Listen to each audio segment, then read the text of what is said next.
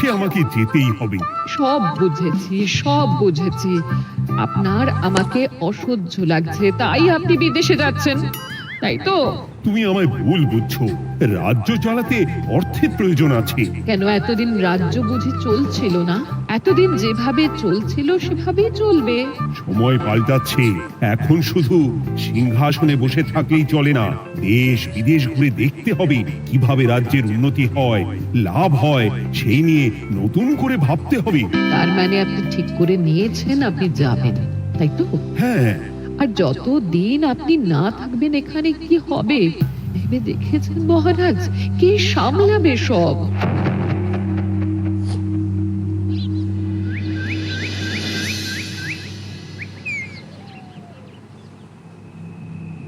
চিঠি?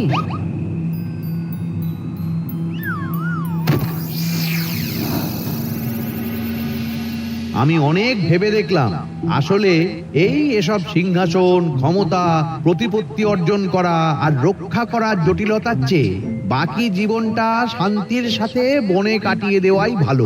বলছি সবই তো বুঝলাম, কিন্তু এই শান্তিটা কি? মহারাজ সন্ন্যাসী হয়ে গেলেন আর এসব নিয়েও তুমি ভাড়ামি করছো গোপাল? ও মা গো, এবার কি হবে? চিন্তা করবেন না রানীমা, কৃষ্ণনগরকে আমি আমার বুক দিয়ে আগলে রাখবো। আপনার ছাতির মাপটা ঠিক মতো জানেন তো মন্ত্রী মশাই? মানে ওই গোটা কৃষ্ণনগরকে কি আপনি আপনার বুকের মধ্যে আগলে রাখতে পারবেন? গোপাল, মার্জনা করবেন মন্ত্রী মশাই। আমি বলছিলাম কি, ওইসব আগলে টাগলে রাখার আগে ওই ভালো করে খুঁজে দেখুন সব। মানে কি বলতে চাইছো কি তুমি? মহারাজকে খুঁজে বার করুন মন্ত্রী মশাই, লোক পাঠান, তিনি হয়তো এখনো বেশি দূর যেতে পারেননি। এটা কিন্তু ঠিক বলেছে গোপাল, তাকে একবার যদি খুঁজে পাই আমরা।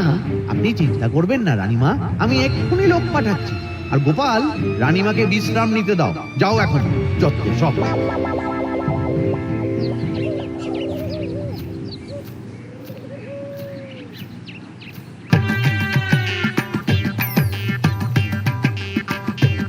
কই গো, গেলে কই? এক ঘড়ি জল দাও দেখি। ওই জলই খেতে হবে, শুধু জল। ঘরে এক দানাও চাল নেই। বাজারে না গেলে আজ হরি মটর। রাজ্যে রাজা নেই আর তুমি ঘরে চাল নেই বলে চিল্লামিল্লি করছো, চত্ব সব। ও মা গো, মহারাজ রাজ্যে নেই তো গেলেন কই? বনবাসে। সে কি গো, এবার কি হবে তাহলে? কপালে যা লেখা আছে তাই হবে, আর কি। এই তোমার চাকরিখানা থাকবে তো? না থাকলে বাটি হাতে বেরোবো, চিন্তা কি?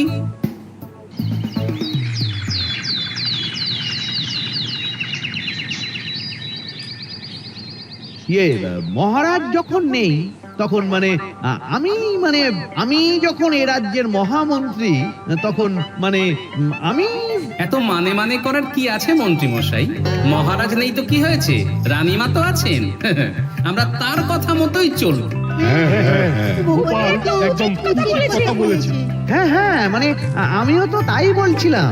মহারাজ যখন নেই তখন রানীমার নির্দেশ মতোই তো আমাদের সামলাতে হবে সব। কতদিন আর আগলাবে গোপাল? আজ নয় কাল এই শর্মাকেই বসতে হবে এই সিংহাসনে। যতদিন পারি ততদিন তো চেষ্টা করতেই হবে মন্ত্রী মশাই। আপনি যদি চলেন ডালে ডালে, আমি চলি পাতায় পাতায়। রাজা মশাই আছেন?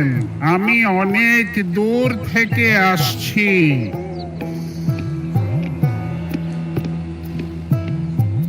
মন্ত্রীমশাই, একজন সাধু এসেছেন রাজামশাইয়ের সঙ্গে দেখা করতে। বলছেন অনেক দূর থেকে এসেছেন। জানো না মহারাজ এখন নেই? যাও, চলে যেতে বলো ওকে। মহারাজ নিরুদ্দেশ। এই মুহূর্তে সত্যিই যদি কোনো প্রাজ্ঞ সাধু বাবা রাজবাড়িতে তার পায়ের ধুলো দেয়, বলা তো যায় না যদি মহারাজের হদিস তিনি দিতে পারেন। ঠিক, একদম ঠিক বলছেন পণ্ডিত মশাই। বেশ, ডেকে আনো তাকে, দেখি সে কি বলে। মহারাজ, আমার প্রণাম নেবেন। উনি মহারাজ নয়, উনি মন্ত্রী। আসুন সাধু বাবা, আসুন, আসন গ্রহণ করুন।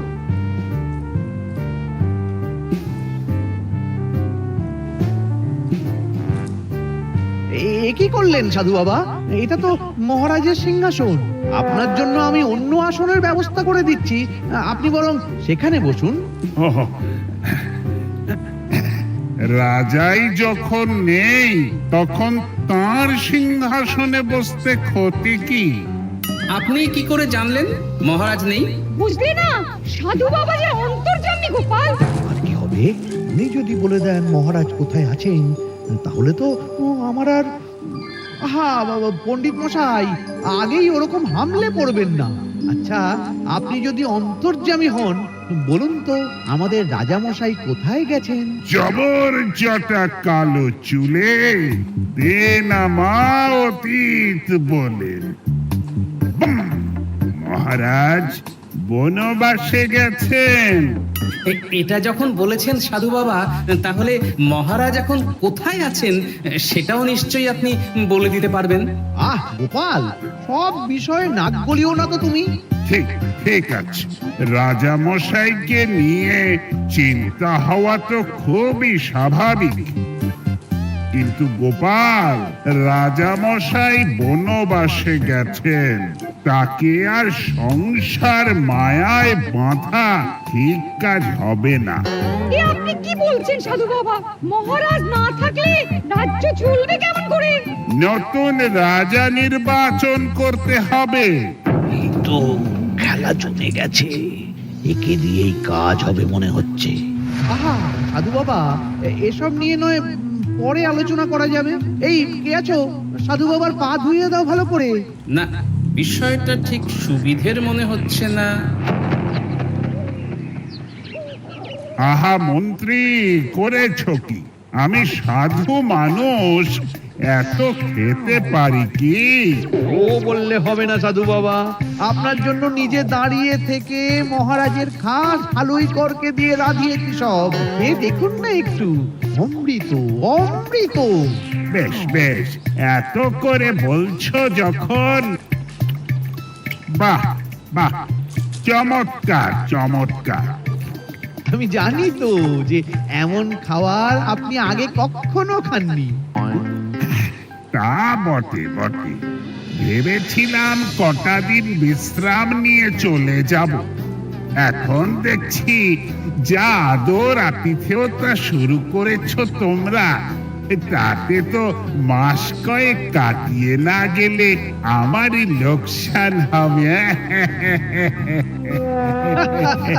থাকুন না, থাকুন, যতদিন ইচ্ছা থাকুন। আমার ইচ্ছা অনুযায়ী সব চললে তো ওই গোপালের জায়গায় আপনাকেই সবার মহারথী করে রেখে দিতাম চিরকাল। এসব কি বলছো মন্ত্রী? কেন, পরিকল্পনাটা মন্দ নাকি? আমি হব এই রাজ্যের নতুন রাজা, আর আপনি হবেন আমার রাজসভার প্রধান মহারথী। বটে, কাজটা খুব একটা কঠিন না। মহারাজ বনবাসে, আর আপনি নিজেই তো বললেন তাকে ফিরিয়ে আনাও ঠিক হবে না। তাহলে তা বলেছি, কিন্তু বাকি অন্যান্য সভাসদেরা আছে, তারা তো। আরে ছাড়ুন তো ওদের কথা। আকাশে হাত ছড়িয়ে আর একবার মন্ত্র করে নেবেন, বলবেন এই রাজ্যের রাজা হওয়ার ক্ষমতা একমাত্র আমার মধ্যেই আছে। ব্যাস, সবাই মানতে বাধ্য। তারপর আমার একটা হিল্লে হয়ে গেলে আপনারটার ব্যবস্থাও আমি করে দেব, বুঝলেন? বুঝলাম, একেবারে জলের মতো পরিষ্কার। ব্যাস, কালই তাহলে কাজ শুরু করে দিন। বেশি দেরি করে তো লাভ নেই। বলা তো যায় না, মহারাজের যদি রানীমার জন্য মন কেমন করে, রাজ্যে ফিরে আসে, ওসব হওয়ার আগেই সেরে ফেলতে হবে সব কাজ। রাজা হওয়ার খুব তাড়া দেখছি তোমার মন্ত্রী। ওপরে ওঠার ইচ্ছা কার না থাকে বলুন তো সাধু বাবা? আর মাত্র কটা দিনের অপেক্ষা, ব্যাস, তারপরেই এই সিংহাসনের মালিক হব আমি। কৃষ্ণনগরের নতুন রাজা হব আমি।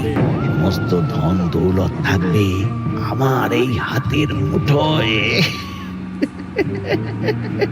কি অত ভাবছেন মন্ত্রী মশাই একা একা? মানে কি ভাবছি তার কৈফিয়ত তো তোমায় দিতে হবে। হেমা, ছি ছি ছি, আপনি কেন কৈফিয়ত দেবেন? আপনার মুখ দেখলেই তো বোঝা যাচ্ছে যে আপনি কি ভাবছেন। তাই বুঝি? তা বলো দেখি কি ভাবছি আমি। আপনি ভাবছেন ওই কৃষ্ণনগরের সিংহাসনের কথা। শুনে ফেললো নাকি সব?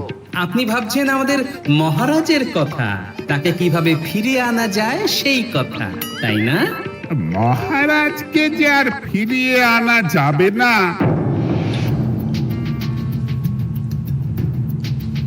সে কথা তো আগেই বলেছি। তাই যদি হয় সাধু বাবা, আপনি এর একটা কিছু বিহিত করুন, না হলে রাজা ছাড়া রাজ্য। ঠিক বলেছ, রাজা রাজ্য, নুন ছাড়া তরকারি, আলো ছাড়া দিন, জল ছাড়া জীবনের মতো। তাই যত দ্রুত সম্ভব নতুন রাজা নিয়োগ করা দরকার। কিন্তু এ বিষয়ে সিদ্ধান্ত নেওয়ার আগে রানীমার সাথে কথা বলা জরুরি। তার চেয়েও জরুরি একটা কাজ আগে করা দরকার। কিসের কথা বলছেন মন্ত্রী মশাই? গোপালের বহিষ্কার। এ আপনি কি বলছেন মন্ত্রী মশাই? একে রাজা মশাই, তার মধ্যে গোপালের মতো বিচক্ষণ মানুষকে রাজসভা থেকে বহিষ্কার করলে তো রাজ্যেরই ক্ষতি। এটাই হচ্ছে সমস্যা। এই কক্ষে যার যেটা কাজ নয় সে সেটা নিয়ে বেশি চিন্তিত। তুমি বিজ্ঞানে মন দাও, রাজকাজ আমার দায়িত্ব। তাহলে এরকম সিদ্ধান্ত নেওয়ার আগে সবার সাথে আলোচনা করা দরকার। কোনো দরকার নেই, আমি যা বলেছি তাই হবে। রাজ্যের ব্যয়ভার বাড়ছে, এই মুহূর্তে কোনো ভাঁড়কে অযথা বেতন দিয়ে পোষার কোনো মানে হয় না। তাই গোপালেরও কাল থেকে রাজসভায় আসার কোনো দরকার নেই। সবই আমি বুঝতে পারছি মন্ত্রী মশাই। বেশ, আপনি যখন বলছেন, এই আমার শেষ দিন রাজসভায়, চলি সবাই, ভালো থাকবেন।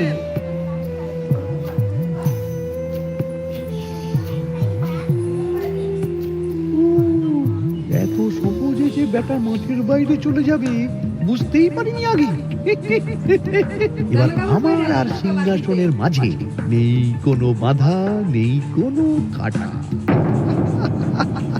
তুমি চিন্তা করো না, আমি নিজে মন্ত্রীর সাথে কথা বলবো। না না রানীমা, সেসবের দরকার নেই। মহারাজ ছাড়া রাজবাড়ি শূন্য শূন্য লাগে, আমারও মন লাগছে না এখানে। বেশ, যা ভালো বোঝো তাই করো, তবে ডাকলে এসো কিন্তু। হ্যাঁ রানীমা, নিশ্চয়ই আসবো। এখন আমি চলি। যাক, এই কদিনে মাথাটা খেলানোর সময় পাওয়া যাবে একটু, নাহলে কেমন যেন গুলিয়ে যাচ্ছে সব। কি যে বলো গোপাল দাদা, এই শেষ দুটো শাকের আটি নিয়েও দরদাম করবে তুমি? ওরে, আমি বেকার মানুষ, দরদাম না করে উপায় আছে আমার? হ্যাঁ শোনো শোনো শোনো, মহারাজ কৃষ্ণচন্দ্রের অবর্তমানে কৃষ্ণনগরে নতুন রাজা হিসেবে নির্বাচিত হবেন রাজ্যের মহামন্ত্রী। সেই শুভানুষ্ঠানে রাজবাড়িতে আমন্ত্রণ রইল। এসব কি হচ্ছে বলো তো গোপাল দাদা? ভিতরের খবর আছে নাকি কিছু? না গো ভাই, তুমিও যা জানো আমিও ততটুকুই জানি। ও গোপাল দাদা, ব্যাপার কি? এ সময় এখানে কি চাই? রানীমার জরুরি তলব, এখনই ওই রাজবাড়ি যেতে হবে তোমাকে। কিন্তু আমার যে বাজার হয়নি এখনো। আরে ওসব বাজার টাজার পরে হবে, তুমি এখন আমার সাথে চলো তো। মন্ত্রীকে আমি বিশ্বাস করেছিলাম, ও যে এইভাবে বিশ্বাসের সুযোগ নেবে আমি একদম বুঝতে পারিনি। আমাদের এক্ষুনি অন্যান্য সভাসদদের সাথে কথা বলা দরকার রানীমা। কারোর সাথে কথা বলার দরকার নেই রানীমা, আমি নিজেই চলে এসেছি আপনার সাথে কথা বলতে। এখানে কি জন্য এসেছো গোপাল? রানীমার কান ভাঙাতে? বাহ, আপনি সবার মাথা মুড়িয়ে সিংহাসন কবজা করতে পারেন, আর আমি রানীমাকে সেই সত্যি কথা জানাতে পারি না? চুপ, ভুলে যেও না আমি কৃষ্ণনগরের হবু রাজা। মুখ সামলে কথা বলবে আমার সাথে। এসব কি হচ্ছে মন্ত্রী মশাই? রাজা মশাই নেই, সেই সুবাদে এ কি শুরু করেছেন আপনি? আমায় আপনি ভুল বুঝবেন না রানীমা, আমার হয়ে যা বলার সাধু বাবাই আপনাকে বুঝিয়ে বলবে সব। উনি আর কি বোঝাবেন? কতদিন এসেছেন উনি, কি জানেন এই রাজ্যের বিষয়ে? সাধনা মা, সবই সাধনা। সাধনার জোর থাকলে সব কিছুই জানা যায়, ভূত ভবিষ্যৎ অতীত সব। সেই জোর থেকেই বলছি মা, মন্ত্রীর কপালে আমি জ্যোতি দেখতে পাচ্ছি। মন্ত্রী যদি রাজ্যের রাজা হয়, এ রাজ্যের উন্নতি কেউ ঠেকিয়ে রাখতে পারবে না। আপনাদের একটা কথাও বিশ্বাস করি না আমি। এসব আপনাদের ষড়যন্ত্র। এ আপনি ভুল করছেন রানীমা। যা হোক, যে কথা আমি বলতে এসেছি, রাজা যখন আমি হচ্ছি তখন তো আমাকে এই প্রাসাদেই থাকতে হবে, ফলে আমার স্ত্রীকেও এখানে এসেই থাকতে হবে। সে তো আর একা থাকতে পারবে না। তাই আপনি যদি এই ঘরটা ছেড়ে দিতেন। কিন্তু মন্ত্রী মশাই, তুমি কি বলছো মন্ত্রী? এখানে না থাকলে রানীমা থাকবেন কোথায়? আর আমি তো এমন কোন বিধান দিইনি যে রানীমাকে অন্যত্র পাঠাতে হবে। সবকিছুর জন্য তো আপনার বিধান দরকার নেই সাধু বাবা। এ আমার নিজের বিধান। আমি রাজা হব, আমার স্ত্রী রানী হবে, তারও তো অধিকার আছে রানীর মতো থাকার, রানীর মহলে থাকা। আপনার ব্যবস্থা আমি অন্যত্র করে দেব রানীমা, আপনি কিচ্ছু ভাববেন না। হাজার হোক, আপনি আমাদের প্রাক্তন মহারাজের স্ত্রী বলে কথা। কি বলো গোপাল? আমার মনটা আসলে অনেক অনেক বড়, তোমরা খালি দেখতে পাও না সেটা। কাজটা কি আপনি ঠিক করলেন মন্ত্রী মশাই? শোনো গোপাল, আমাকে ঠিক ভুল বোঝাতে এসো না তুমি, বরং কাল সময় মতো চলে এসো। কৃষ্ণনগরের নতুন রাজার রাজ্যাভিষেকের জন্য মহাভোজের আয়োজন হবে। যতদিন পাচ্ছ খেয়ে নাও পেট ভরে।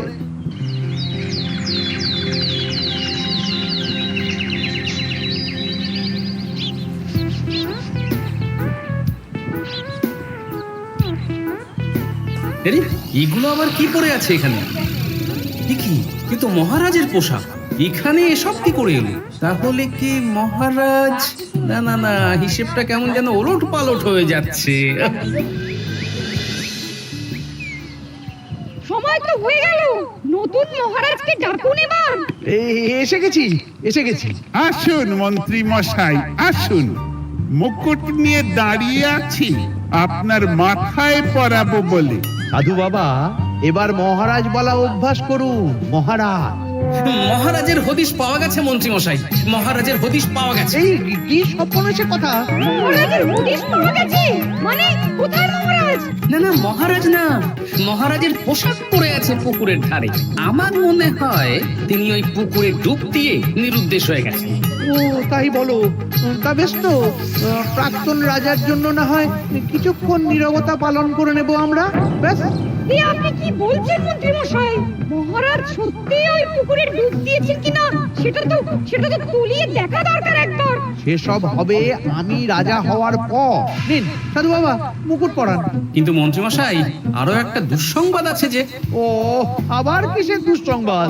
মহারাজ যে পুকুরে ডুব দিয়েছেন সেই কথা বলতেই রানীমা অজ্ঞান হয়ে গেছে। তুমি যে কি করো না গোপাল, শুভ সময়ে অশুভ একটা সংবাদ দিয়ে দিলে তো সব বরবাদ করে।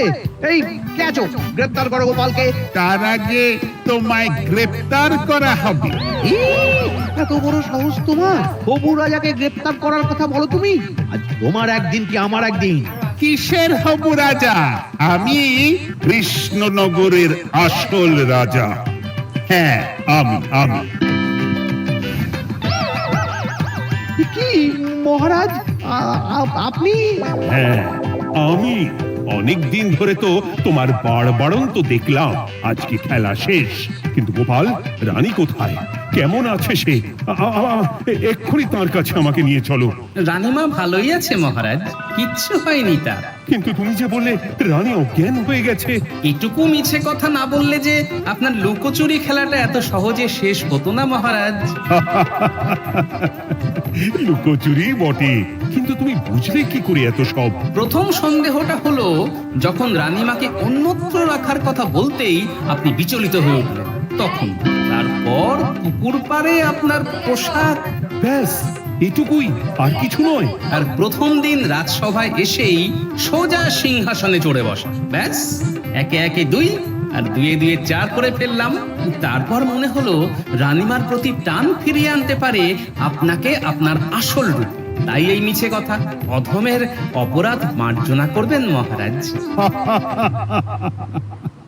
গোপাল, তোমার তুলনা নেই।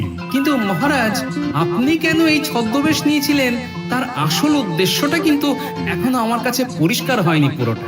আসলে আমি পরীক্ষা করছিলাম, বুঝলে, কিসের পরীক্ষা মহারাজ? যে আমার অনুপস্থিতিতে কে এই রাজ্য চালাবে তার পরীক্ষা। এবং আমি ঠিক করেছি যে কদিন ব্যবসার কাজে আমি বাইরে থাকবো ততদিন রানীর পরামর্শ মতো সমস্ত কিছু সামলাবে গোপাল। মহারাজ কৃষ্ণচন্দ্রের জয়। আর আমি মহারাজ? তুমি থাকবে পেয়াদা। এ কি শুধু জল আর ভাত? আগেই বলেছিলাম বেশি বেরো না, রাজা হবেন। এখন খাও জল ভাত খাও। চেষ্টায় তুমিও আমাকে ভুল বুঝলে গিন্নি।